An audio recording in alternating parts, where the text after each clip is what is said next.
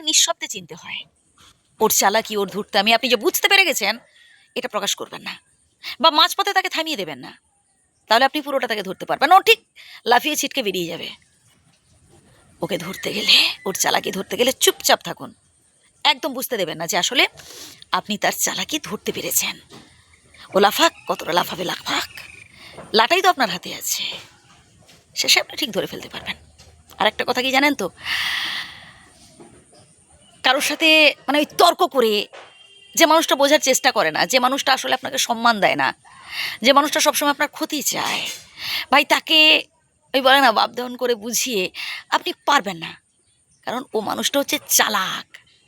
ও কোন সড়কে আপনার ক্ষতি করবে আপনি বুঝতেই পারবেন না। ও আপনার কথা নিয়ে আপনার শত্রুর কানে দেবে, আপনার শত্রুর কথা নিয়ে আপনার কানে পড়বে। ও দুজনের মধ্যে হচ্ছে দূরত্ব তৈরি করার চেষ্টা করে, আর নিজে মাঝখানে থেকে মুনাফা লোটে। মানে আপনার থেকেও সুবিধা পাবে, ওর থেকেও সুবিধা পাবে। এই ধরনের মানুষদের থেকে একটু সাবধানে থাকবেন। হ্যাঁ, কথা বলুন, মিশুন।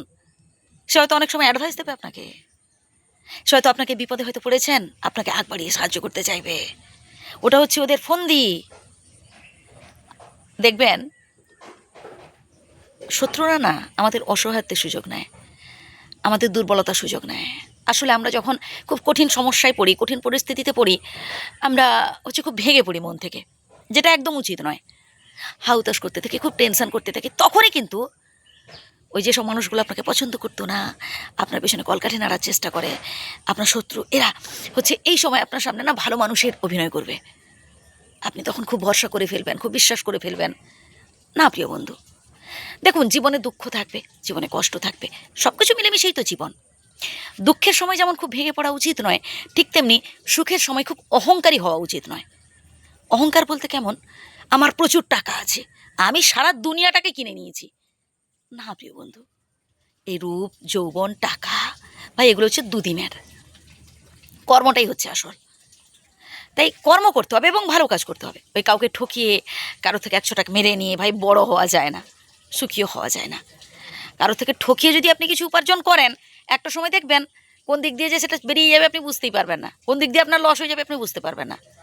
কারোর সাথে অন্যায় কাজ করে, কাউকে কাঁদিয়ে কোনোদিনও আপনি সুখী হতে পারবেন না। সৎ পথে থাকতে হবে। কারোর উপকার করতে না পারুন ভাই, কারোর কখনো না ক্ষতি কামনা করবেন না, বা বিধাতার কাছে এটাও প্রার্থনা করবেন না তার যেন আরও ধ্বংস হোক, তার ক্ষতি হোক। না প্রিয় বন্ধু, তখন বিধাতাও রেগে যান। বিধাতা মনে মনে ভাবেন এ কী কথা, ওর ক্ষতি চাইছে, তখন আপনারই ক্ষতি হবে। কারণ ঢিলটা ওপরের দিকে চুনলে সেই ঢিল সবার প্রথম নিজের ওপর পড়ে।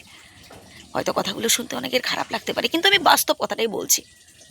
তাই যে কথাগুলো বললাম আবারও প্রথম থেকে শুনুন, আশা করি উপকৃত হবেন।